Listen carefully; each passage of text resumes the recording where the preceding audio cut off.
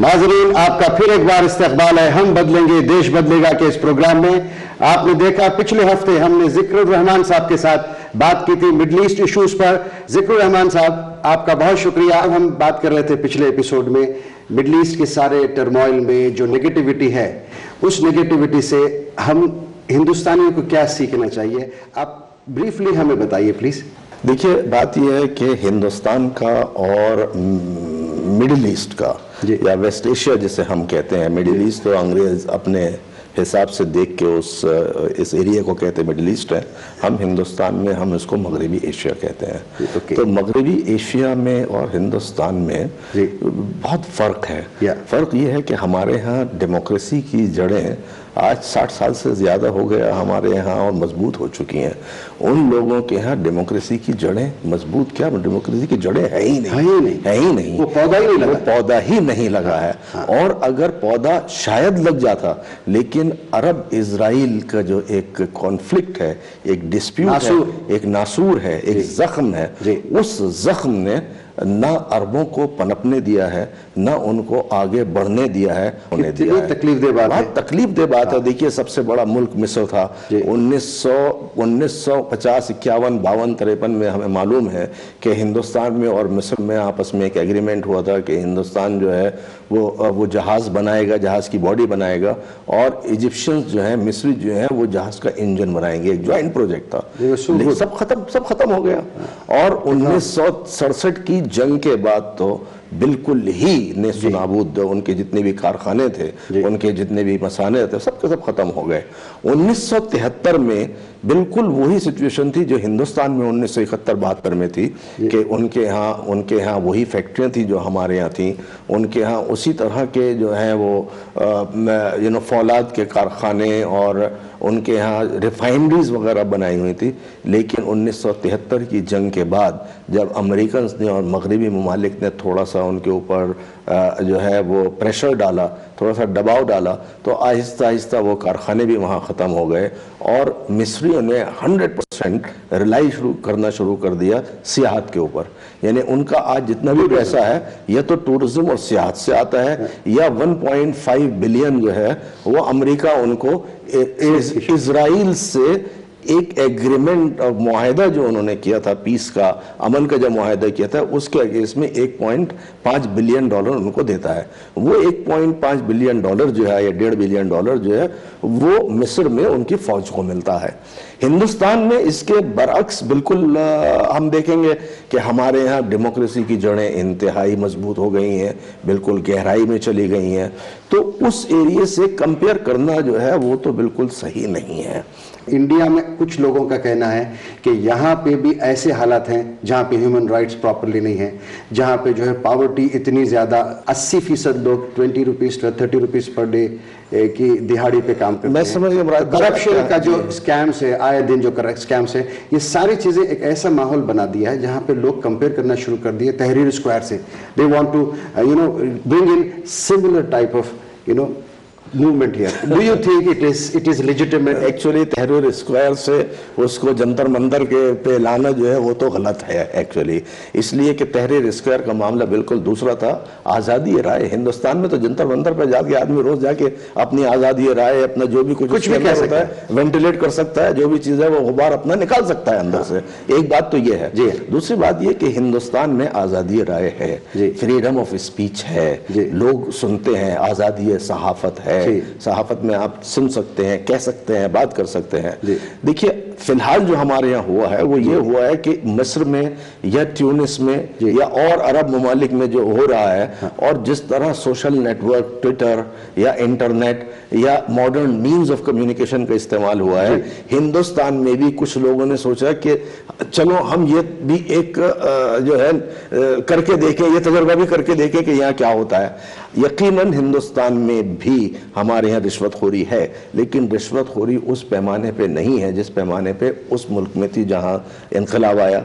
ہمارے یہاں بھی جو ہے وہ لوگوں کو کام نہیں ملتا ہے، لیکن اس پیمانے پہ فرسٹریشن نہیں ہے جس پیمانے پہ وہاں ہوتا ہے۔ اور پھر ہمارے یہاں اتنی بڑی پارلیمنٹ ہے، اس پارلیمنٹ میں آپ جا کے کہہ سکتے ہیں، آپ کے نمائندے ہیں، ان نمائندوں کے تھرو جا کے کہہ سکتے ہیں۔ دیکھیے ہم نے دیکھا انا ہزارے نے جو ہے وہ فاسٹ کا اعلان کیا، ستیہ کا اعلان کیا انا ہزارے نے، اور انہوں نے کہا کہ بھئی ٹھیک ہے کچھ اس میں تبدیلی آنی چاہیے، تو لوک پال بل بننا چاہیے اور کچھ تھوڑی سی تبدیلی آنی چاہیے لوک پال بل کے لیے۔ دیکھیے سول سوسائٹی کا ایک دور ہوتا ہے، ایک رول ہوتا ہے سول سوسائٹی کا، اور سول سوسائٹی کا وہ رول انا ہزارے اور ان کے کچھ ساتھی جو ہے وہ بہت ہی اچھے طریقے سے اور مضبوط طریقے سے وہ رول پلے کر رہے تھے، لیکن ہم نے اچانک، اور حکومت وقت نے بھی ان کو کہا کہ آئیے ہم سے بیٹھیے، برابر سپیس دیا، ہمیں بیٹھیے بات کیجئے عزت سے، اور لوگوں نے بھی ساتھ دیا، اور اس لیے کہ ہندوستانی ڈیموکریسی بہت وائبرنٹ ہے، ہندوستانی ڈیموکریسی کا دل بہت وسیع ہے۔ آپ ہر چیز کو دیکھیے، ہمارے یہاں کی جو سب سے خوبصورت بات ہے وہ یہ ہے کہ چاہے ہمارے یہاں ہندو ہے، مسلمان ہے، سکھ ہے، عیسائی ہے، آپ اوپنلی آ کے اپنی بات کہہ سکتے ہیں، سنے نہ سنے وہ بات دوسری، آپ کہہ سکتے ہیں، اور اگر کوئی سیریس ہوگا تو وہ آپ کی بات ضرور سنے گا، آج نہیں سنے گا کل سنے گا، کل نہیں سنے گا پرسوں سنے گا، آپ کی بات سنی ضرور جائے گی۔ تو ہم نے یہ دیکھا کہ سول سوسائٹی نے اپنا ایک رول نبھانے کی کوشش کی۔ اب وہ الگ بات ہے کہ حکومت وقت کا یہ خیال ہے کہ صاحب سول سوسائٹی جو ہے وہ ہم سے بیٹھ کے ہمیں ایک سجیشن دے سکتی ہے، ہمیں اقتراحات دے سکتی ہے، ہمیں سجھاؤ دے سکتی ہے، لیکن جو قانون بنانے کا کام ہے وہ سول سوسائٹی کا نہیں ہے، پارلیمنٹ، وہ تو پارلیمنٹ کا کام ہے، اور پارلیمنٹ میں نمائندے ہیں، اور نمائندے کس کے ہیں؟ عام پبلک کے ہیں۔ تو یہ کہیں ایک کلیش ضرور ہے، اور یہ کلیش بھی سالو ہو جائے گا، ایسا نہیں ہے ذکر رحمان صاحب وقت کا تقاضا ہے، مجھے ایک چھوٹا سا بریک لینا پڑے گا۔ ناظرین، ہم جب بریک سے واپس آئیں گے بات کریں گے کہ ہمارا کانسٹیٹیوشن، ہماری پارلیمنٹ کی کیا طاقت ہے۔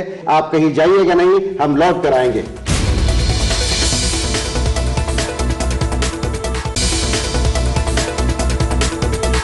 ناظرین، آپ کا پھر ایک بار استقبال ہے ہم بدلیں گے دیش بدلے گا کے اس پروگرام میں۔ ذکر الرحمان صاحب، بریک پہ جانے سے پہلے کہ ہمارے پاس پارلیمنٹ ہے، ہمارے پاس ڈیموکریٹک سسٹم ہے، پھر بھی یہ بات سول سوسائٹیز کی طرف سے، عام ہندوستانیوں کی طرف سے بھی یہ ابھر کے کیوں آتی ہے کہ ہمیں ایک فاسٹ ٹریک میں سولوشنز چاہیے، چاہے وہ کرپشن کے ہوں، پاورٹی کے ہوں، یا اور دیگر مسائل جو ہمارے ملک کے سامنے، اس کے فاسٹ ٹریک میں آپ سمجھتے ہیں کہ ہمارا یہ کانسٹیٹیوشنل جو باڈی ہے وہ فاسٹ ٹریک میں ہم کو سولوشنز دے پائے گی؟ نہیں، ایسا نہیں ہے۔ دیکھیے فاسٹ ٹریک میں تو ایک تو کوئی سولوشن ملتا نہیں ہے، یقیناً بات ہے، لیکن آپ دیکھیے اتنے سارے ہمارے پاس سیاسی جماعتیں ہیں، ہر سیاسی جماعت کا اپنا ایک ایجنڈا ہے، اور وہ سیاسی جماعتیں اپنا دباؤ حکومت وقت کے اوپر بڑھانے کی کوشش کرتی ہیں، صرف یہ وجہ ہے، اس کے پیچھے کچھ نہیں ہوتا ان کا۔ پارلیمنٹ میں جا کے خود ہاتھ ملا لیتے ہیں، پارلیمنٹ کے باہر جو ہے وہ سڑکوں پہ آنے کی کوشش کرتے ہیں کہ حکومت نے یہ نہیں کیا، حکومت نے وہ نہیں کیا۔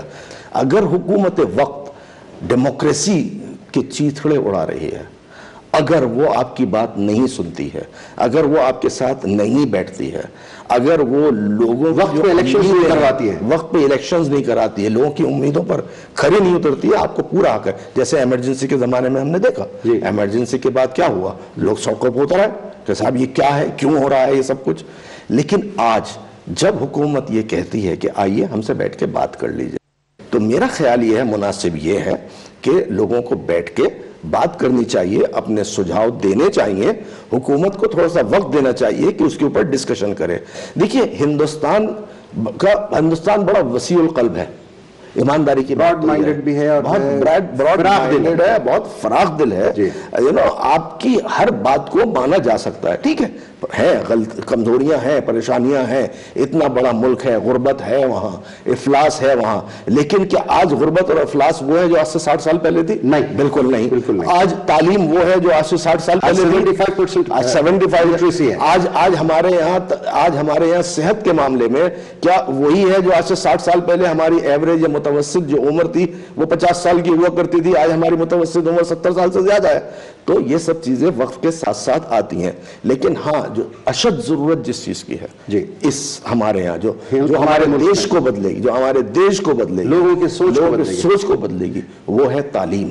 جی جتنا ہم آگے تعلیم حاصل کریں گے, ہر طبقے کے لوگ, خالی یہ نہیں ہے کہ صاحب میجورٹی کو تعلیم ملنی چاہیے, مائنورٹی کو نہیں ملنی چاہیے, مائنورٹی کو ملنی چاہیے, میجورٹی کو نہیں ملنی چاہیے, یہ سب چیزیں ذکر الرحمان صاحب یہاں پہ جب آپ نے تعلیم کی بات کہی, ایک کافی کنفیوزنگ سا اسٹیٹمنٹ ہے کہ اسٹیٹسٹکس یہ بتاتی ہے کہ ہماری انڈین کمیونٹی 75% لٹریٹ ہے. یہ پیرامیٹر کیا ہوتا ہے, کیا گیجنگ پیرامیٹر ہوتا ہے جس سے کہا جاتا ہے کہ 75% ہم نے لٹریسی حاصل کی ہے؟ دیکھیے یہ گیجنگ جو ہے, یہ انسٹرومنٹ کیا ہے کہ اگر کسی گاؤں دیہات میں آ ای لکھنا شروع کر دیا, الف بے تے آتا ہے, اے بی سی لکھ لیتا ہے کسی, غیر مسلم اگر گاؤں ہے تو اس میں آ ای آتا ہے, مسلم گاؤں ہے تو اس میں الف بے تے سے آتا ہے, تو وہ کہتے ہیں ہاں لکھ سکتا ہے, پڑھ سکتا ہے, یہ لٹریسی کا ہمارا اسٹینڈرڈ ہو گیا. But do you think it is correct? نہیں, یہ صحیح نہیں ہے بالکل. یقیناً یہ ایک اہم قدم ہے, لیکن ہمیں اس سے آگے جانا ہے, اور خاص طور پر جو اقلیت ہے, جنہوں نے پچھلے تقریباً 40-50 سال میں سفر کیا تھا, اب وہ آگے بڑھ کے آ رہی ہیں. اور آج دیکھیے کہ کون سا ایسا میدان ہے, کون سا ایسا فیلڈ ہے جس میں مسلمان آگے نہیں بڑھ رہے یا آگے نہیں جاتے. تو یہ جو ایک چیز ہے, یہ ہم نے پچھلے 70 سال میں اپنی ایک وائبرنٹ ڈیموکریسی میں ہی دیکھی ہے. یہاں پر جب ڈیموکریسی اتنی اسٹرانگ ہے, اور یہاں پر جب الیکشننگ سسٹم اتنا اسٹرانگ ہے, تو یہ جو سول سوسائٹیز ہیں یا جن لوگوں کو آبجیکشن ہے یا جو سمجھتے ہیں کہ ہندوستان کی جو ہے سسٹم میں کئی قسم کی جو ہے برائیاں ہیں, آپ کو نہیں لگتا ہے کہ یہ آوازیں جو اٹھاتے ہیں, ان لوگوں کی ذمہ داری بنتی ہے کہ وہ خود آگے بڑھیں اور جو موجود ہے موقع to fight elections through the ballot and raise the voices in the parliament, اس کے بارے میں آپ کیا کہیں گے؟ دیکھیے امپروومنٹ کی تو گنجائش رہتی ہے. جی آپ دیکھیے کہ ہمارا کانسٹیٹیوشن جیسے ہم نے کہا کہ 60 سال سے زیادہ ہو گیا بنے ہوئے. اچھا 60 سال پہلے کیا ضروریات تھیں, کیا نیسیسٹیز تھیں, اس کے حساب سے بنا تھا. اب ہماری ضروریات بڑھ رہی ہیں, تبدیلیاں آ رہی ہیں, ان تبدیلیوں کے حساب سے تھوڑا سا تبدیلی یقیناً کانسٹیٹیوشن میں بھی, ہمیں دستور میں بھی چاہیے. اور دستور میں تبدیلی کی جو ڈیمانڈ ہے وہ سڑکوں پہ اتر آنے سے نہیں ہوگی. میرا خیال ہے وہ ایک میچورٹی, ایک تشاور, ایک مشاورت, مل بیٹھ کے بات کرنے سے, اور میرا خیال ہے اس سے زیادہ آپ حاصل کر سکتے ہیں بنسبت اس کے کہ آپ سڑکوں پہ آئیے, جوتم پیزاری کیجئے, ڈنڈے اٹھائیے, اور ایک بھاگ رہا ہے, ایک دوڑ رہا ہے, پولیس جو ہے وہ ڈنڈے برسا رہی ہے.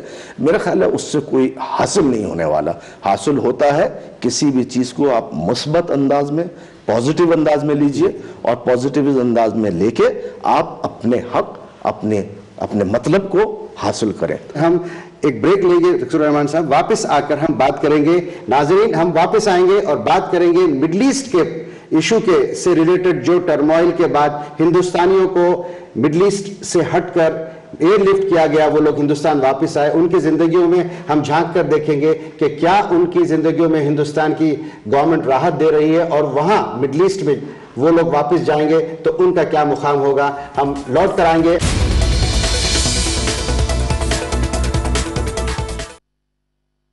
سرکی دادی آپ آئیے, بس آپ کے آشیرواد کی ضرورت تھی. کیوں ری, جانتی نہیں, نوزائیدہ کو آدھے گھنٹے کے اندر ماں کا پہلا پیلا دودھ پلاتے ہیں, کوئی شہد وہد نہیں. ماں کا پہلا پیلا دودھ نوزائیدہ کے لیے آب حیات ہے. اچھا میں چلی. سرکی دادی بتائیں پتی کی بات, بچے کی حفاظت آپ کے ہاتھ. سرکی دادی. میں نے سبھی کرمچاریوں اور ان کے پریوار کے لیے ESIC کا استھائی پہچان پتر بنوا دیا ہے. میں ان کے لابھ کے لیے سمے پر کمپیوٹریکرت چالان دوارا انش دان بھی جمع کرتا ہوں. میں نے کرمچاریوں کو کیمپ میں جا کر پریوار سہت استھائی پہچان پتر بنوانے کے لیے بھی کہہ دیا ہے.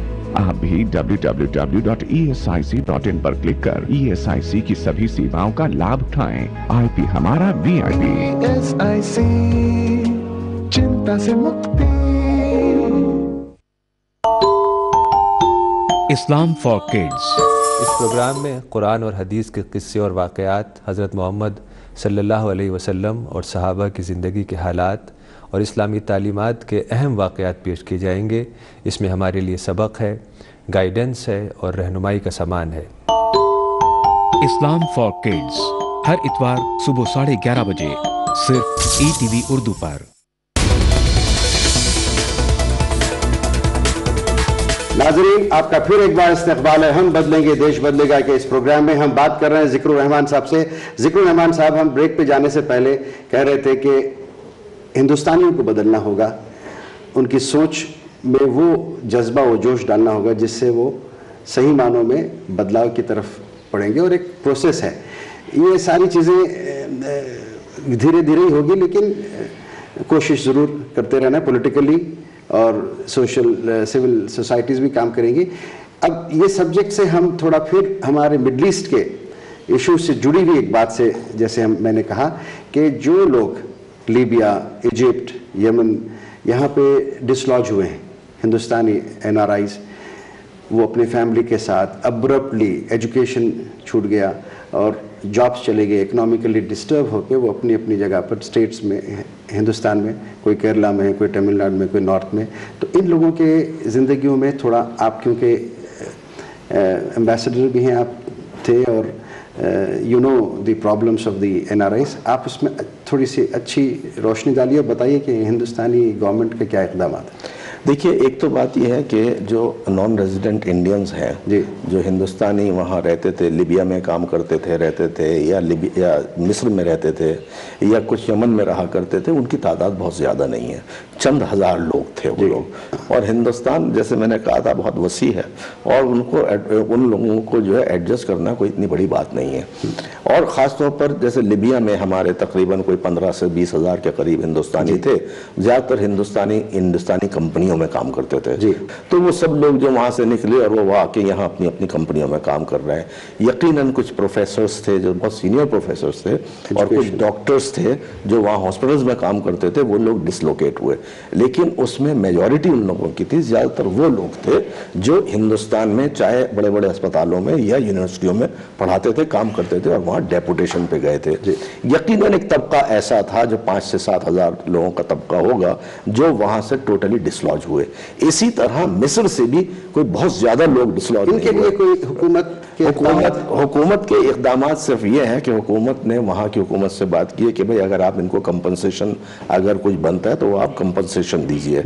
وہی سے دیکھیے، یہ سب کانٹریکٹ لیبرز ہیں، یہ سب وہ لوگ ہیں جو وہاں ریزیڈنسی کے لیے نہیں گئے تھے۔ ایز انڈین گورنمنٹ ہماری جو ذمہ داری ہے ٹورڈز آور نیشنلز، اس میں کیا کیا ان کے رائٹس ہوتے ہیں؟ دیکھیے، ان کے رائٹس یہ ہیں کہ اگر آپ کو وہاں سے نکالا گیا بے وقت، اگر آپ نے ایگریمنٹ کیا ہوا بے وقت نکالا گیا، تو آپ کو اس کا کمپنسیشن ملے۔ اگر کوئی حالات ناگوار ہوتے ہیں، ہنگامی حالات ہوتے ہیں، جیسے ہم نے لیبیا میں دیکھا یا آج یمن میں دیکھ رہے ہیں، تو ان ہنگامی حالات میں حکومت اپنے خرچے کے اوپر ان لوگوں کو لاتی ہے، اور وہ خرچہ جو ہے وہ ان لوگوں سے نہیں جاتا، چارج نہیں ہوتا جو وہاں کام کرتے ہیں۔ ان کو ایڈجسٹ وغیرہ کرنے کے لیے، چونکہ لوگ وہاں گئے پیسہ کمانے کے لیے، ایسا نہیں ہے کہ وہ جو ہے ان کے پاس پیسہ نہیں ہے، یا یہ کہ صاحب وہ جو ہے بالکل بھوکے ہندوستان میں آ گئے تو بھوکے مر رہے ہیں۔ ایک ابرپٹ ڈسٹربنس سے یقیناً یہ تکلیفیں ہوتی ہیں، ان کے لیے تکلیفیں ہوتی ہیں۔ ایک تو بات یہ کہ دیکھیے، شکر خدا کا یہ ہے کہ یہ سب جو ان کے ساتھ جو ہوا ہے، حالات جو ہوئے ہیں وہ صرف لیبیا اور مصر میں ہوئے ہیں، یا یمن میں بہت ہے، لیکن جو ہمارے بہت بڑی تعداد ہے وہ گلف میں، خلیج میں ہے۔ وہ سب سے زیادہ سعودی عرب میں 2 ملین 20 لاکھ لوگ ہیں ہم سعودی عرب میں۔ دیکھیے، یہ مصلحت کی جنگ ہے، یہ مصلحت کی لڑائیاں، مذہب اور سیکس کی، مذہب اور سیکس کا کوئی تعلق نہیں ہے۔ ایران اپنا انفلوئنس بڑھانا چاہتا ہے، عرب چاہتے ہیں کہ کھاڑی کے دیشوں میں ہمارا انفلوئنس رہے، تو جہاں ذرا سی کہیں ہنگامہ ہوتا ہے تو وہاں کہیں ایران بڑھتا ہے آگے۔ تو Iran as a country, not Iran as a religion, as a Shia state نہیں، یا سعودی عرب یا golf countries. These are political forces. Political forces. These are not the religious Nothing to forces. do with religion. Nothing to do. یہ تو مغربی ممالک ہیں جو اس کو آگے بڑھا چڑھا کے Polarize کر رہے ہیں. Polarize کرتے آئے ہیں. جو ہمیشہ کرتے آئے. یہاں ڈیوائڈ اینڈ رول. ڈیوائڈ کیجئے آپ ان کو, مذہب کے نام پہ کہہ دیے مذہب پہ ہو رہا ہے. یہاں تو کوئی نہیں کہتا کہ صاحب آپ جو ہے وہ پروٹیسٹنٹ اور کیتھولک کا جھگڑا ہے, کہ صاحب اگر آپ سربیا میں جھگڑا ہو رہا ہے تو پروٹیسٹنٹ اور کیتھولک کا ہے یا فلانی جگہ ہو رہا ہے. یہ کہیں بات نہیں ہوتی ہے مغربی ممالک میں. اگر وہ مشرقی ممالک میں کہیں ہوتا ہے تو کہیں کہہ دیں گے صاحب ہندو مسلمان کا جھگڑا ہے, کہیں کہہ دیں گے صاحب شیعہ سنی کا جھگڑا ہے, کہیں کہہ دیں گے صاحب کہ وہ احمدی اور نان احمدی کا جھگڑا ہے. بڑی افسوس کی بات تھی کہ چند لوگ ایسے تھے جنہوں نے کہا صاحب بادشاہ کو یہاں سے جانا چاہیے. اب وہ غلط ہے. ارے بھائی بادشاہ کو کیوں کہتے ہو بادشاہ یہاں چلے جانے چاہیے؟ آپ ڈیموکریٹک رائٹ لیجئے, آہستہ آہستہ بڑھیے, آہستہ آہستہ اپنا انفلوئنس, اپنا اثر قائم کیا, اس کے بعد جو آپ چاہیں آپ کریے خود. وہاں کے بادشاہ نے یہ کہا کہ صاحب ٹھیک ہے, آپ کی جو ڈیمانڈز ہیں, جو آپ کے مطالب ہیں, آپ آئیے ہمارے ساتھ بیٹھیے, ہمارے ساتھ بات کیجئے, ہم بہت کچھ دے سکتے ہیں, بہت کچھ کے اوپر ہم کمپرومائز کر سکتے ہیں. تو وہ کمپرومائز, وہ اچانک جو ایک لاوا پھٹتا ہے نا, تو وہ لاوا پھٹنے کا جو ایک جسٹیفیکیشن جو ہے, کئی نئی باتیں نکل کے آتی ہیں. وہ ایک گروپ نے کہہ دیا نہیں صاحب ہم بات نہیں کریں گے جب تک بادشاہ نہیں ہٹے گا. ہماری پوری بات کو سم اپ کر کے انڈین پرسپیکٹو میں democracy, constitution and turmoils and how India should strengthen, ہماری ڈیموکریسی کو, ہماری پولیٹیکل سسٹم کو, ہمارے ہندوستان کو کس طریقے سے مضبوط ہم بنا کر آگے چلنا چاہیے, کچھ سینٹنس میں. دیکھیے مراد بھائی میں آپ کو بتاتا ہوں. ایک بات تو یہ کہ جو مغربی ایشیا میں ہو رہا ہے یا شمال افریقہ میں ہو رہا ہے, وہ وہاں کے لوگوں کے ایسپریشنز ہیں, اور ان ایسپریشنز کو پورا ہونا چاہیے. اور ہندوستان میں ہندوستانی حکومت نے اور ہندوستانی عوام ان کے ساتھ ہیں اس معاملے میں. جہاں تک ہندوستان کی بات ہے, ہندوستان میں آلریڈی ڈیموکریسی ہے جیسے ہم نے ذکر کیا. ہاں مسائل ہیں ضرور, اور ان مسائل کو حل کرنا بھی فرض ہے, ہمارا بھی فرض ہے, حکومت کا بھی فرض ہے. یہ ٹھیک ہے کہ ہم دباؤ ڈالیں حکومت کے اوپر کہ وہ ہماری, ہم 10 باتیں رکھیں وہ 2 باتیں مانیں, لیکن سڑکوں کے اوپر آنا جو ہے میرا خیال ہے وہ زیادتی ہے. اور دیکھیے وہاں کے لوگوں کو تو یہ رائٹ ہی نہیں تھا کہ وہ سڑکوں پہ آ جائیں. گاندھی جی, مہاتما گاندھی کا جو ستیاگرہ تھا, وہ ستیاگرہ کو آج کے ستیاگرہ سے اب کیسے الگ کر کے دیکھتے ہیں, یا وہی اس پہ انگریڈینٹس ہے یا نہیں ہے؟ آج کے ستیاگرہ میں بہت سارے لوگوں کو اپنے انٹرسٹ ان میں انوالو ہوتے ہیں, اپنے ذاتی مفاد انوالو ہوتے ہیں, ذاتی ایجنڈا انوالو ہوتے ہیں. کہیں نہ کہیں اس میں اخلاص بھی ہوگا ضرور, بہت ہے, لیکن اخلاص کے ساتھ ساتھ زیادہ تر جو اس میں ہے, دیکھیے اب فوراً جو ہے ستیاگرہ ایک آدمی نے کیا جس کے ہاں اخلاص ہے, لیکن ذاتی مفاد والوں چاروں طرف اس کے آ گئے اور انہوں نے اس پورے ایجنڈے کا جو ہے وہ ستیاناش کر دیا. تو آج کے زمانے میں ستیاگرہ کیا ہے؟ سچ بات کو آپ آگے بڑھا کے آپ ایک آندولن کیجئے.